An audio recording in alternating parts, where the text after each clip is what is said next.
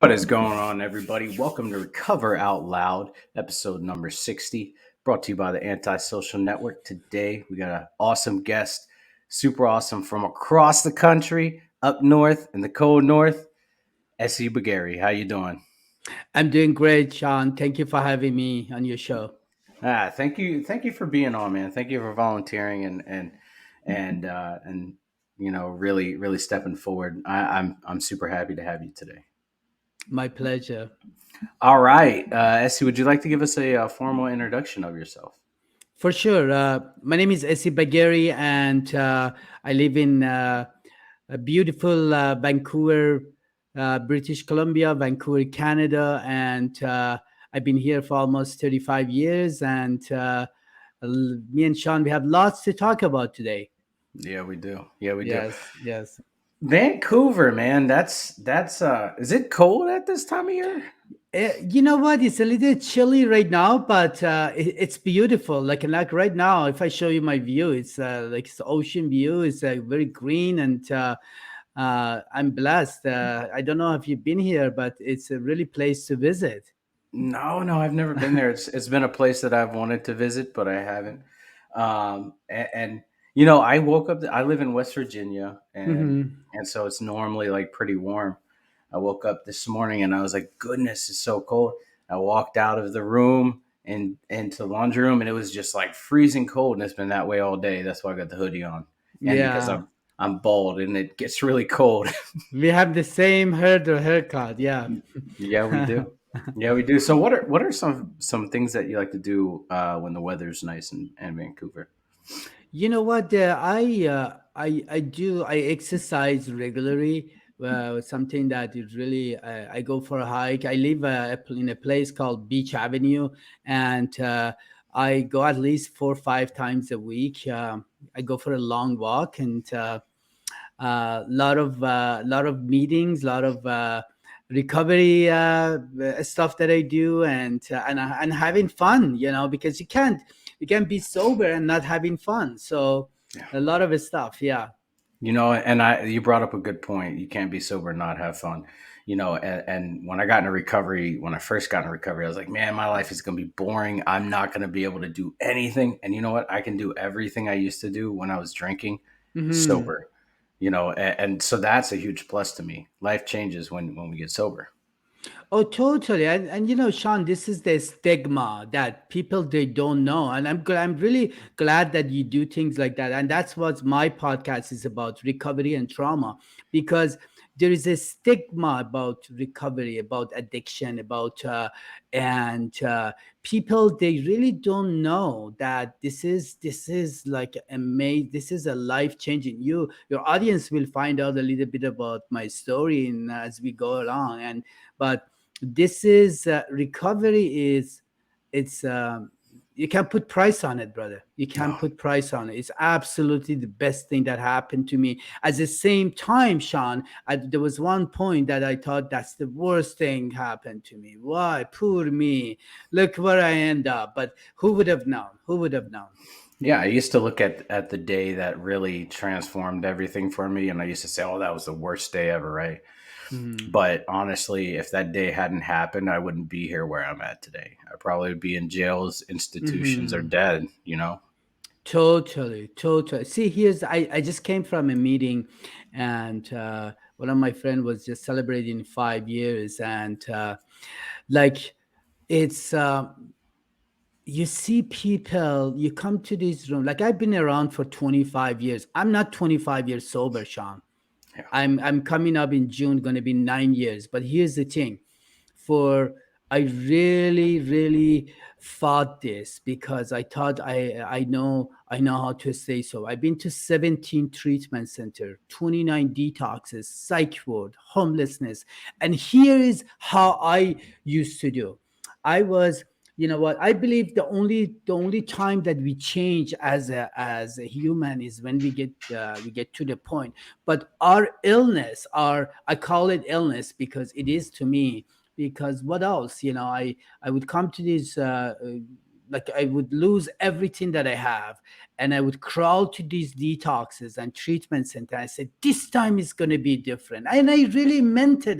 Yeah. Like if you would have come and do a lie detector, Sean, I would pass 110% that that's it for me. Guess what happened? I would go to treatment, and I would just and then after a month I would completely forget the memory and suffering and humiliation and the people that I hurt. And I would want to just get back and making money and work and relationship. And the next thing you know, I have no solution, and I felt like restless, irritable, discontent. And I would pick up, and this is repeated over and over and over, and unless until the last time. Yeah, yeah, absolutely. And you did bring up some good points there. That I've been in that situation too, where I would get some sobriety on my hands. Now I wouldn't even call it sobriety because like I didn't do anything to help myself, right? Like I wasn't, Mhm. I didn't go to AA, I didn't go to NA, I wasn't in a treatment center. I've been to a treatment center before, but never been in a treatment center. And then like I would always put my recovery on other people. I'd say, if as long as you're still here, I'm still sober, right? And then when that Mhm. person left, I had nothing to be sober for, and so boom, so I was just dry drunk in it. I was white knuckling in it, and it just it didn't work. And finally, like you said, this time it's different, and I said that to myself. I said this time it's different because I thought I could control my drinking. I thought it was the situation I was in. I thought it was the people that I was around, and it had nothing Mhm. to do with them and everything to do with me. The common denominator in all that was me, and I failed to see it until the very last time. Oh, absolutely. I always share that every time I do a lot of speaking uh, in different format, and I always say that I remember the first time that I reached out for help. It was 25 years ago, and I just I had this beautiful soul which trying to help me. She was my girlfriend at the time, and she left her bank card by mistake in my house, and I knew the pin number. And I told myself that night I was restless, irritable, discontent. And I said, I'm just gonna go and take $40. And that night I went 10 times to the bank machine using her. And then she came the next day and said, she find out what I did, and she said, Essie, I can't do this anymore. And she Yeah, started crying and said, Essie, get help. And she just took off. I said, what should I do? And at the time I didn't know. So here's the thing. I didn't know anything about AA or 12 steps or anything or detox. I thought, Sean, this is crucial. I thought because see, my mom used to tell me, see, when you were a baby, I used to you cry a lot, so I would put opium in your milk to calm you down. So I thought they're gonna take me to hospital, they're gonna do a blood transfusion, changing my blood, and I'm gonna be okay. And I swear that was my perception of it's in my blood. And then I called I called the operator and I said, I have problem with drinking and drugging, and I really don't know what to do. And I was like bawling. And she said, honey, don't worry, I will give you a detox number. I said, what's detox? And she paused for a second and she said, you will find out. and uh, oh, and that's how my recovery starts, Sean. geez, wow. So a little bit before, you were talking about walks, and this has been looming in my mind. You said you go on long walks, man. Like, what is a long walk for you? Because it's different for everybody else. What's a long walk look like for you? Well, a long walk. It's as I said, I live in the most beautiful city, and the place called English Bay, and I walk like at least 2-3 miles a day, and and what it does for me is it's part of kind of my meditation. I put something spiritual or something inspiring, and I in my headphone, and I just walk. And I do a lot. My best thinkings are while I'm on a walk. And here's the thing. I learned that emotion, Sean, comes from emotion. Like I have to move my body through through exercise, through walking, through that's part of it. There's Yeah, there's many aspect into recovery, and physical aspect is huge part of. I always the people that I help and when I talk, huge part. I need to take be physically, emotionally, mentally, spiritually fit, and I'm responsible. I have one body, so I have to take care of that. absolutely, absolutely. All right, so we talked a little bit about your story, but we're gonna dive into it. Okay. What was it like in your active addiction? Oh, Sean,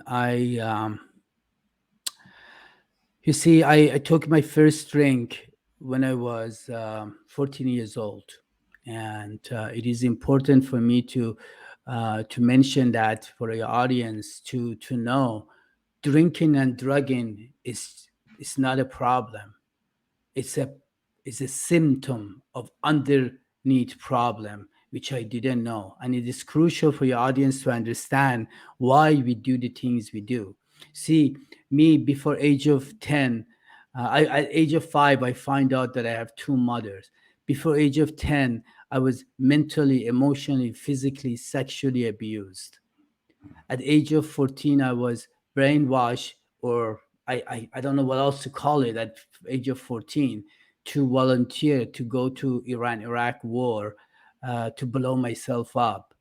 And while I was in a battlefield with my friends, 13, 14 years old, I saw them front of me, step on a landmine and blow to the pieces. And uh, and then the impact of that explosion throws me a few meters away, Sean, and I realized I was disillusioned. I didn't know what to do, and I took my AK-47 at the age of 14, and I put it in my arm, and I shot myself so that they think that you see what I'm so, Yeah. and then uh, they send me back home. My physical wound healed after a few months. I have like 93 stitches and 3 surgeries, and but I had no idea the impact of psychological effect would have on me. So my addiction started. My first drink, I was in my cousin's house in Iran, and they were drinking vodka, and they offered me, and I hesitated for the first time, but something, I just took that drink, and something magical happened, Sean. All the feeling of shame, guilt, remorse that I had, it was like disappeared, and I loved it. I found my solution, and that's the start. Oh, that's wow. That's super impactful. Um, I you mentioned that the wounds that you suffered, the emotional, mental, and all the wounds that you suffered kind of were taken away when you had that first drink. And brother, I can tell you, I agree. That first drink that I had took Mhm. every bit of that pain away, and it became my best friend. I had a guest on the other day, and she said, alcohol became my best friend, and I was like, yep, it was my Yeah, best friend. yeah, It cured all the problems, right? It was the answer for everything, that I thought in the time. So totally. yeah, so you have that first drink in Iran. What happens next? How does it progress? Well, I since then I was living this double life. I was drinking and smoking opium, and then my other side, I was this hero that they thought that I got shot by Iraqi, and they rewarded me with praise, and and I had this life that I was part of the Revolution Guard at the time, and I was living these two lives, and I started drinking every day, and my family were realizing that I'm destructive, and so they said, what should we do with him? So they decide at the age of 15 that they I should marry someone at the age of 15, because in at those days they thought, okay, if he get married, everything is going to calm down, and that's old fashioned thinking, and they had no clue what I was going through, and that's the best they knew at the time. So I got into the forced marriage, And that by itself was a trauma, because I really didn't, it's not that if she was a bad person, it's like I really didn't love her. So, and then my drinking got worse, as a matter of fact. So here is what happened from Iranian government at the time, because I was someone who got shot in war, and they take us to Syria, Damascus. And my father and my family said, Essi, it's good for you to get out of Iran for a couple of weeks and go and pray and do all these things. And now I'm traveling with the people that who their kids got killed in Iran, and people got injured, and I'm this guy living double life. While I was in Syria, Damesh, everybody trying to go pray, and I saw a bar, because I already experienced the sensation produced by alcohol, the effect that produced by alcohol, and I couldn't stand in my skin anatomy. So I make an excuse. I said I'm not feeling well. They went to pray and do whatever they had to do. Guess where I end up? And I told myself, Sean, I'm going to go to this bar, and I'm just going to have one or two drink. But just remember, at those days, early revolution, drinking alcohol is against Islam and is against new regime. And I knew that I'm going to be in a deep shit if they find out, but I didn't give a shit at the time, because I couldn't. I just needed something. So I went with the attitude of just having one drink or two drink. Guess what happened when we do that? When we take a drink or drug or something happened called phenomenon. What is phenomenon? Unexplainable. I don't know why my friends just take two, three and put it aside, and I take one, and I just all bets is off. So I got drunk, and I got into the fight with the bartender and waitress. And anyways, the police had to come. I couldn't speak Arabic. Guess who brought to do the translation? It was the person who was in charge of our group. Oh man. And I was full of shame. And they took me, and I'm drunk. They took me to the hotel, and everybody looking at me like I killed someone. And they said, I see you're in a deep shit. And they sent me back. They said, no, we don't know what to deal with you. As soon as I got back, I had a friend who works in that industry in government, said, I see you're in a deep shit. Get out of Iran. So in a week, I escaped from Iran to Istanbul. I was in Istanbul for a month, and I was drinking and drugging every day. Then I escaped. I went to East Germany. From East Germany, I jumped in the midnight train, and I went to West Germany, and I became refugee in a refugee camp for 2.5 years, Sean. Here's the thing. While I was in Germany for 2.5 years, I do not remember, Sean, that I had a sober breath in 2.5 years. I would Wow. steal, I would manipulate, I would cheat, I would do whatever I could to get my solution, which was alcohol and drugs. And then that's just in a Germany. So Wow. Wow. yes, That's yeah. yeah. I can imagine how it was back in that time to be to be in that situation and be told, hey, you've got to go, you got to get out. Mm-hmm. I can only imagine. You know, especially it's against Islam and everything like that. That's rough. Mm-hmm. That's rough life. But that's what alcohol and drugs do to us. They give us that effect of we don't give a shit. It doesn't matter. None of that No, matters. no. And I did a TEDx talk, and I talk about geographical change. Geographical change is like, and I'm pretty sure many your audience or yourself experience that you know what, okay, now if I go to a different city or different country, so now at this time I can't stay in Germany. I experienced some racism, and at the time I had hair, and people tell me, what are you doing in my country? I feel like I'm not white enough, I'm not black enough, I'm not good enough, so I try to kill myself, and then I end up in hospital. And then one of my friend came to Canada in 1988, and he says, Essie, why don't you come to Canada. Here's more freedom. There is not racism. And I thought, you know what? Yes, I'm gonna go there and change my life. And I really had the intention to be a productive member of society and be a better person. But I had no idea, Sean. I had no idea what's trauma, addiction, or anything like that. So I he said, as he sent me a couple of pictures, I sent him a couple of pictures. A month later, I received this passport, Jose Antonio Gracio something. It was a Spanish passport, which escaped, and I came to Canada, 1988. And I came with the intention of changing my life. But guess what happened? I brought myself.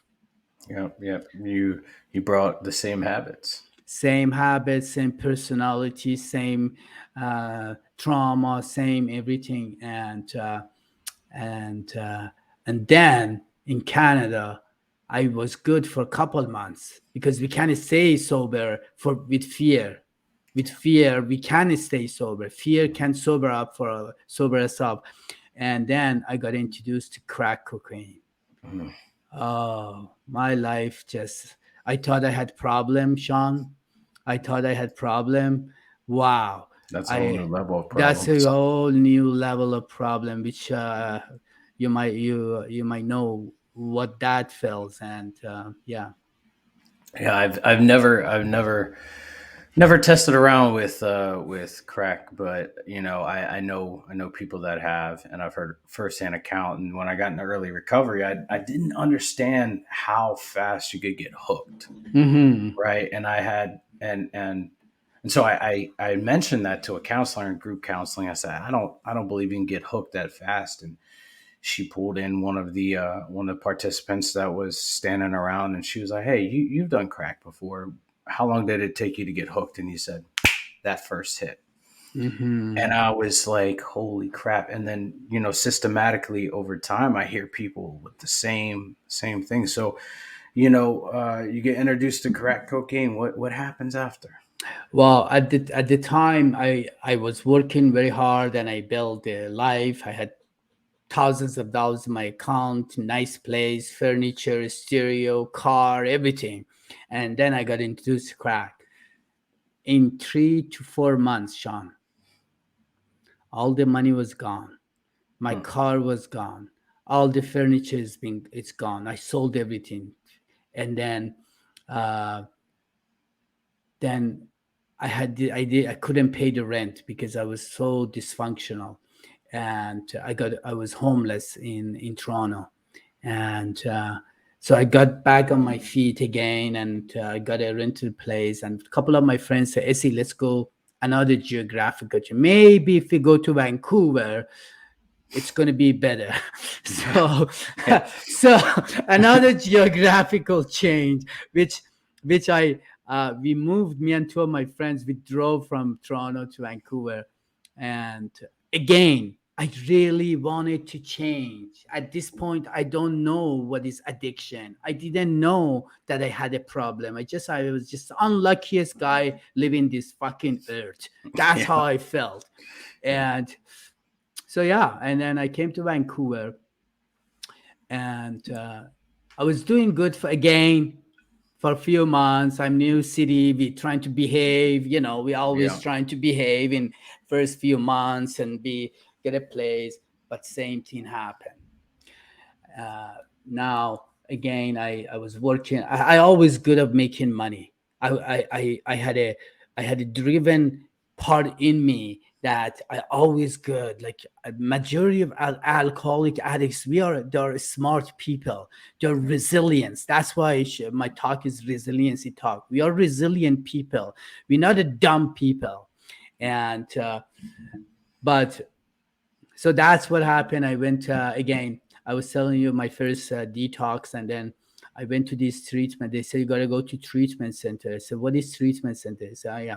I went 25 years ago. I went to my first treatment center, and I was because I didn't have no place to live. I had to stay there, Yeah. Sean. And that's the truth. Otherwise, if I had a place to live, I would be out of there like in a few days. So that's what happened. And I stayed there.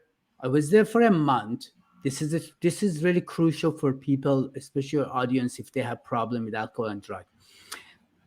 I was there for a month, and I told everybody that I would never ever touch another drink or drug again. Yeah. And somebody who was relapsing like me now, he said, Essie, don't say that. I said, no, you have no idea. I was there for another 2 months, altogether 3 months. I left the treatment center, Sean.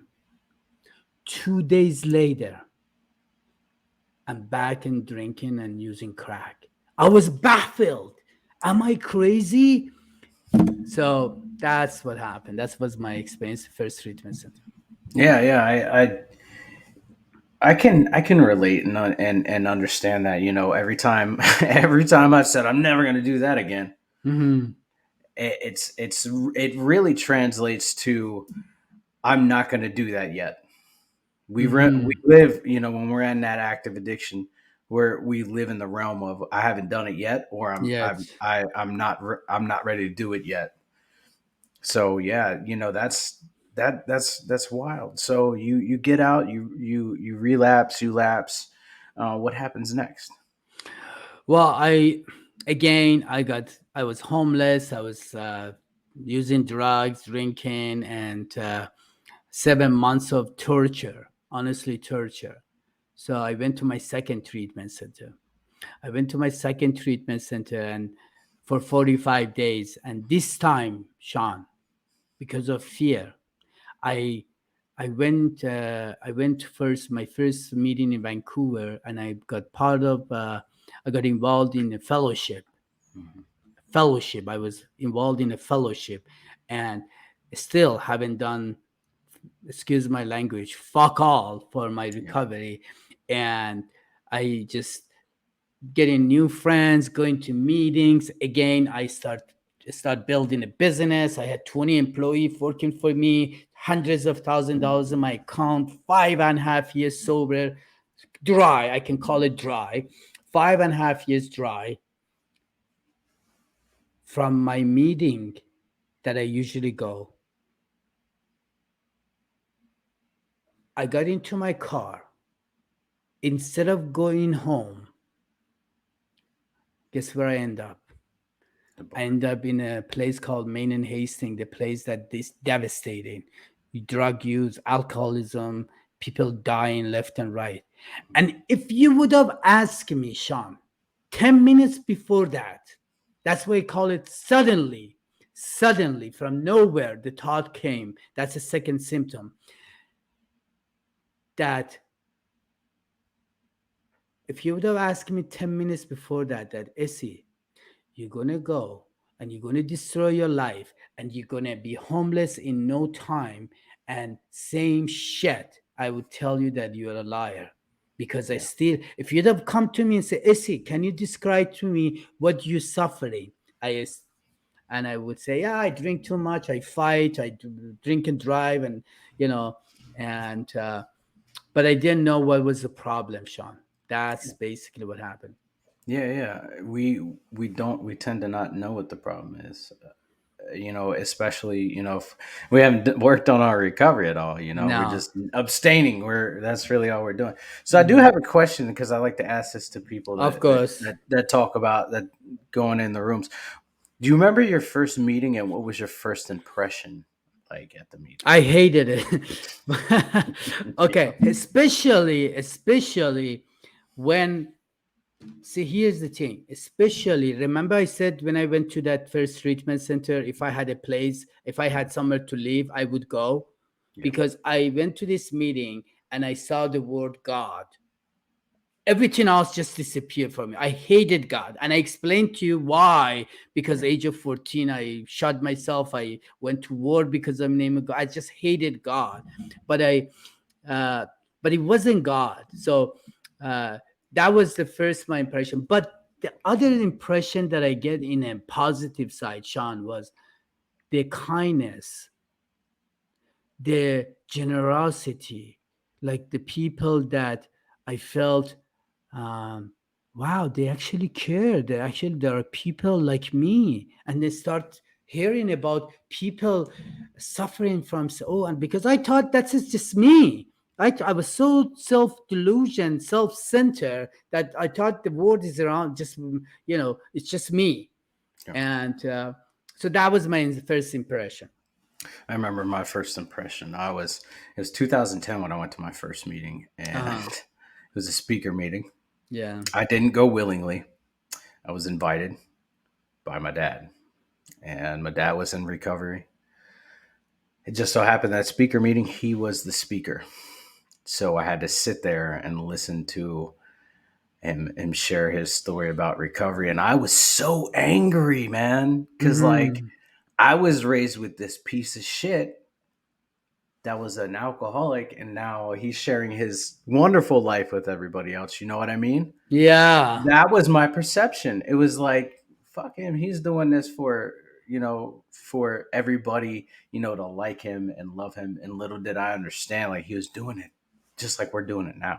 Yeah. Like, he's sharing his Yeah. experience, strength, and hope with people.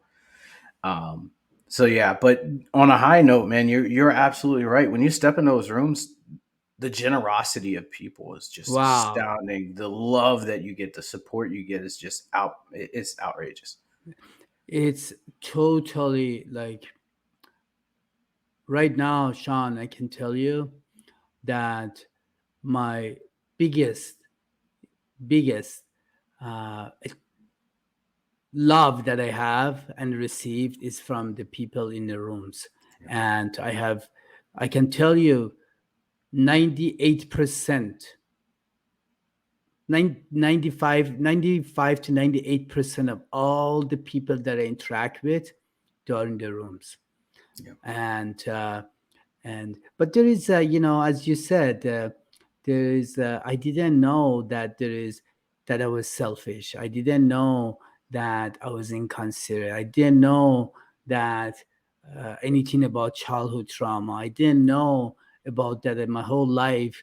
I live with resentment, guilt, shame. I didn't know. I thought this is just everybody feel like that and everybody living like that, and I'm just one of them. But I had no clue that alcohol and drug was just the symptom. I had other problem that I needed to take care of, and that's where my recovery begins.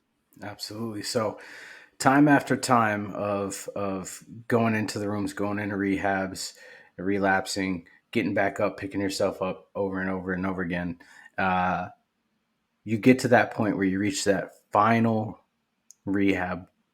What changed at that time versus all the times before? I've been asked this question all the time, and here is it. Here it is. Almost 9 years ago, I'm in this. I lost everything again. One more business failed, and all my money is gone. And I'm this motel room with the cockroaches and mouse and filthy and I feel I just live like an animal, and my suddenly I still have a phone. My sister called me and said, Essie, you haven't been a father to your son for many years, and but it's his wedding. Come to Iran, and and a lot of the rules changed, so I could go back, and I already did once before. And I start bawling. I cried and said, Sister, I would love to, but I'm really in a bad shape. I've been drinking and using drugs. I have no money. I'm just dying here. And she said, Essie, I will send you money. Go buy a ticket. Take care of yourself. I want you to be here. I received the money, Sean. I went and I bought the ticket. I packed my bag in this shitty hotel room that I was. 3 hours before the flight, Sean, I was so nervous. I was so scared. I told myself just before I leave, so I get some courage to go to airport. I took a drink and used some other. I used a couple hood of crack. I told myself just to calm me down so I can leave. As you know, As soon as I did that, It's over. it's over. I could not. The phenomenon of craving that we talk about kicks in. Nothing, nothing. Now, Sean, 20 people, 4 cars from Isfahan, which is my city, to capital. 20 people drive 500 kilometers.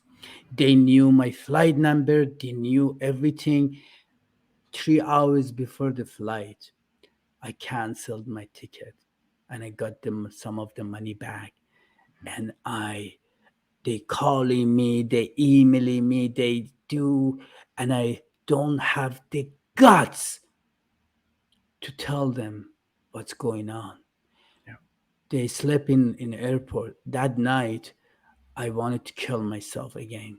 And I bawled and I cried and you suddenly I said, I don't know what you call you with anger. I look at the sky and I said, I don't know what you call yourself. God, Jesus, Allah, Buddha, either kill me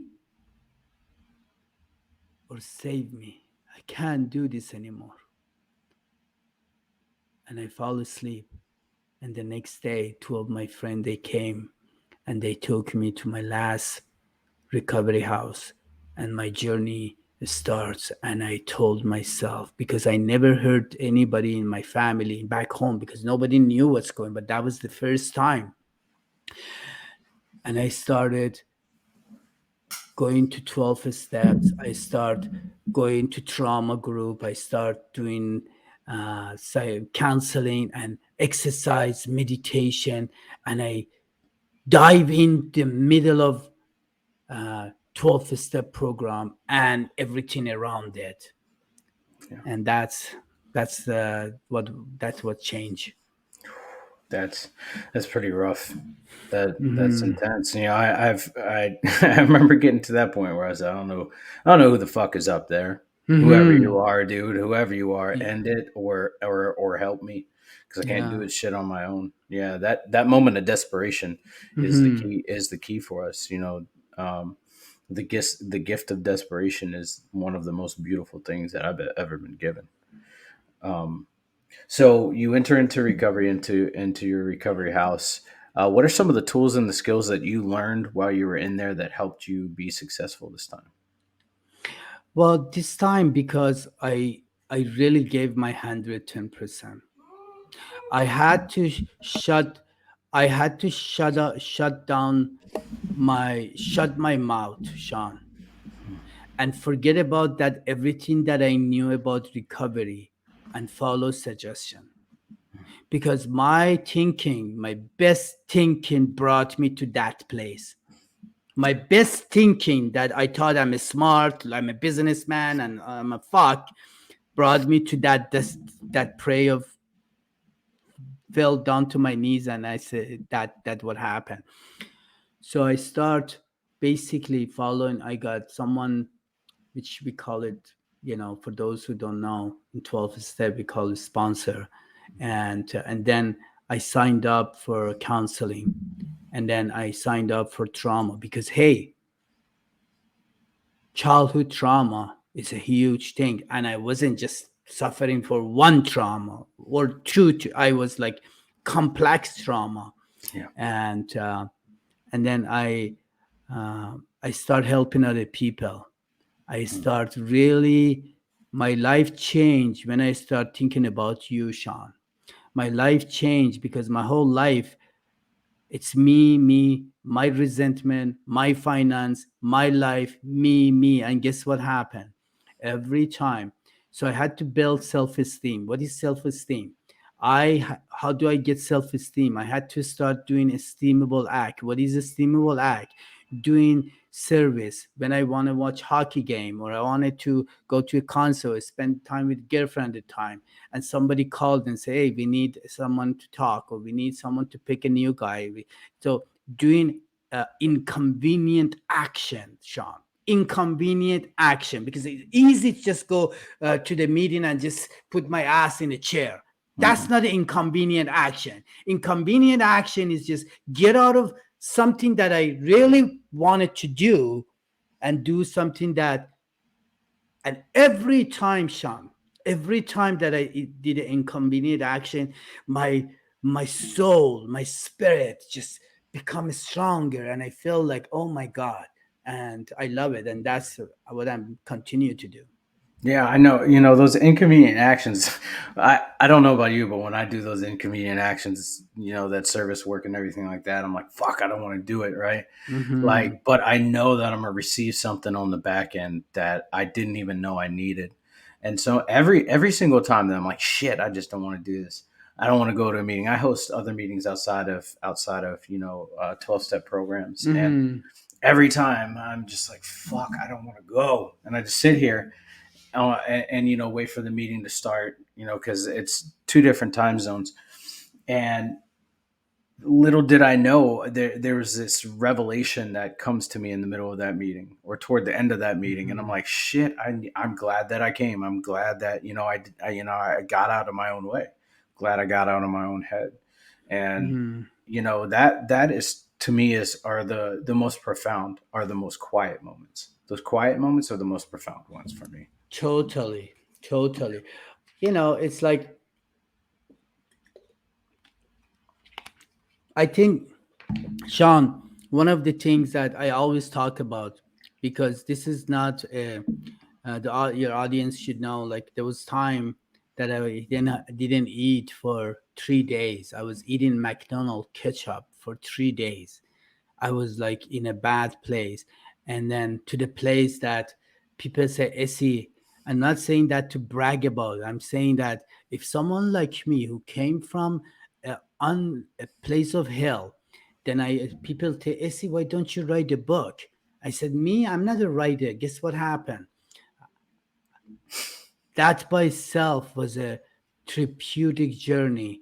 I wrote a book that I got invited to New York, to LA. I saw this producer, and then someone said, Essie, what, I got invited to do a TEDx talks, and then I've been to, uh, it's like, and where I'm at today, if I tell someone, if the life that I live today, and if I at one point wanted to take credit that look at me, what I done, I'm in a deep shit, Sean. Yeah. There is power working in my life, which I don't know what to call it, but I know there is something working in my life that brought me here, and I have a purpose, I have a message to carry to whoever that needs to hear that. And I have a phenomenal life in spite of what's going on in my life right now, in spite of challenges, in spite of financial difficulties, in spite of a lot of relationship problem.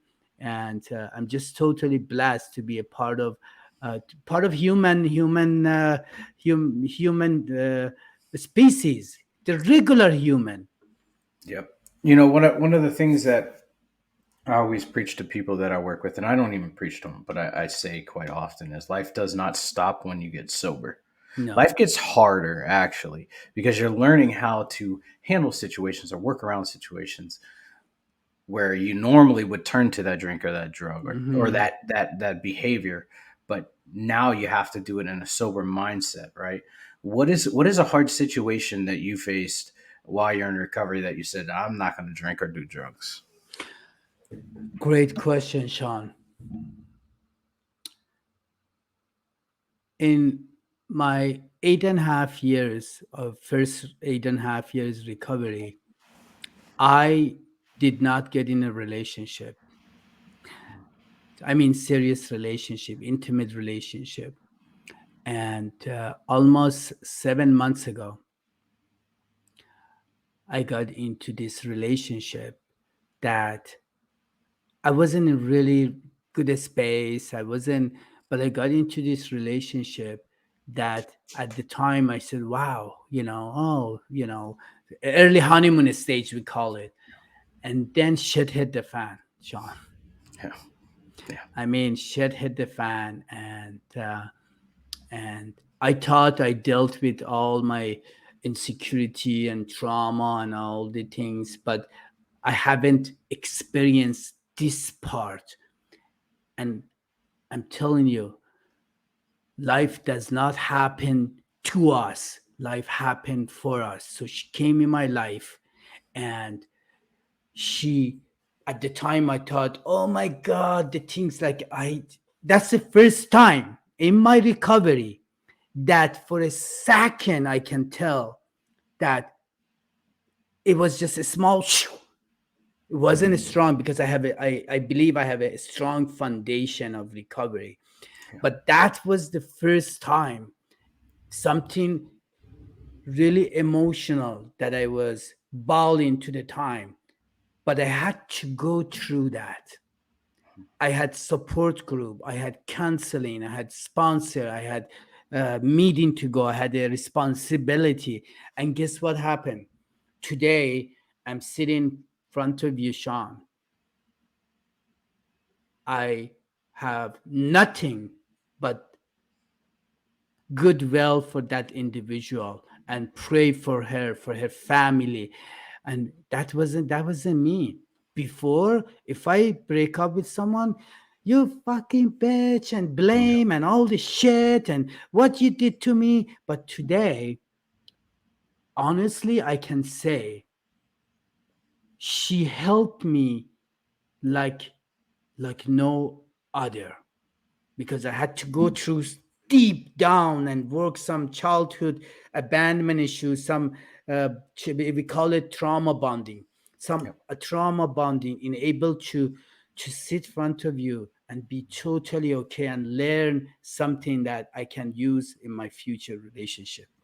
Absolutely. Absolutely.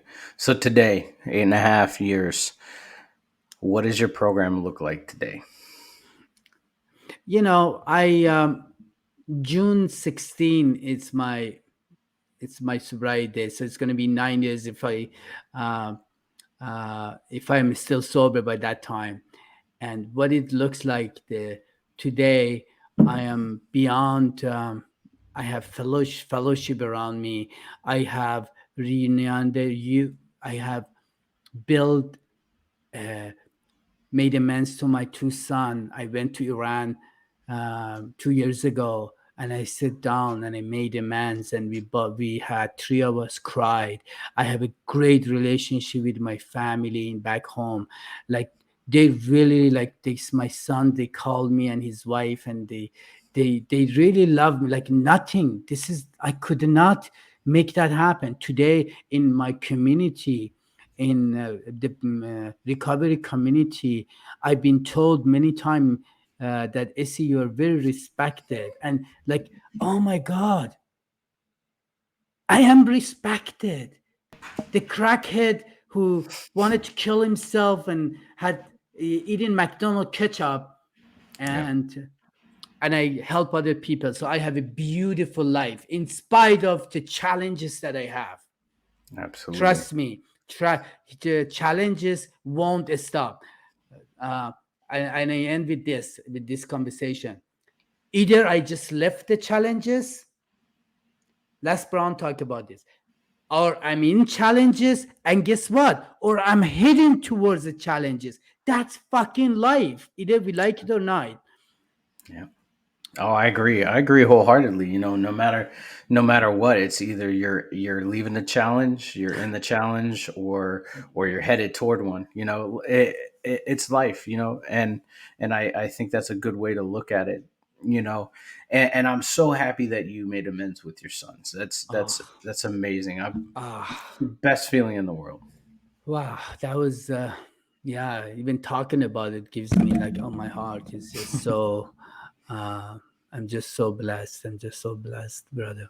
Yeah, and you were talking about being respected in your recovery community, and I got some of that. Hmm. Someone came to me and said, you're an inspiration. I was like, me, how am I an inspiration? Hmm. Like I'm just Sean, the dude that was, that's been around the world, came back and and has this problem, and the problem's not alcohol, it's this thing right here, Hmm. right? We really don't realize, the lives that we change, the lives that we touch, by our actions and by, the way we conduct ourselves. So I'm extremely proud of you. Thank you. Same I'm thing. Same thing. Thank you. Thank you, brother. So Yeah. before we go, before we wrap up, what would you give to what advice or suggestion would you give to somebody that is struggling in their addiction, or they're in early recovery and they're like, I don't know if this is for me? What would you give them? My when I work with the new people or I talk to them, I see where they're coming from. I remember if they have a kids, daughter, son, I would ask them, do you want to watch your children graduate? Do you want to see them grow and get married? Do you want to be part of their lives? And if the answer is yes, it's the way that you're living, or at least that's been my experience, you won't have a chance. Because I noticed that if I if I want to give advice, I can't get my experience. Desperation fades off for a while. So I have to look for something that pulls me, which is inspiration, which is something that I look forward to. And so there is some stuff that people can do in able to, that is one of them, to look for something that really they can look forward to. Absolutely, absolutely. Where can we find you, Essie? Well, I am all over the place. Essi Bagheri.com. Do not give up now.com is my website. Do not give up now.com. And I'm on so all the social media, and yeah, anything I can do to be helpful or to uh, to be part of anybody's life, it would be an honor. Anything I can do to help anybody. Absolutely. Essie, it's been a pleasure and it's been an honor, and I am humbled to have you as a guest and to hear your story and share your experience, strength, and hope with us. My Uh, pleasure. you are an inspiration to me. I hope you know that. Thank you, Sean. Thank you. Looking forward to connect with you more in future, Sean. Absolutely, absolutely. And everybody, thank you for being a part of this journey. Thank you for listening to Essie's story. And until next time, much love. Be good. Bye.